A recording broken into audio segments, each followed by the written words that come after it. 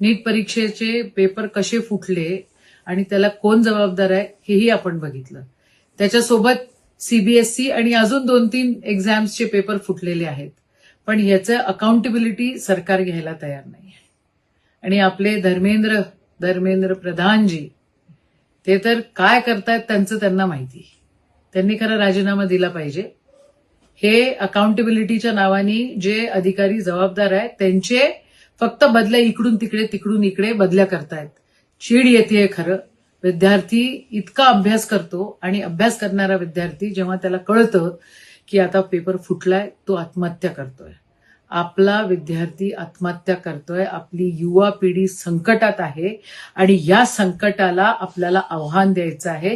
हे आव्हान देण्यासाठी NSUIचे राष्ट्रीय अध्यक्ष विनोद जाखडजी अमरावतीमध्ये येत आहेत. माझी आपल्याला सगळ्यांना विनंती आहे की 5 तारखेला संध्याकाळी 5 वाजता आपण डॉक्टर बाबासाहेब आंबेडकर चौकामध्ये, इरविन चौकामध्ये त्या ठिकाणी उपस्थित राहावे आणि नीट आणि सीबीएसई पेपर फुटीच्या विरोधात त्या ठिकाणी सरकारला जबाब विचारावा.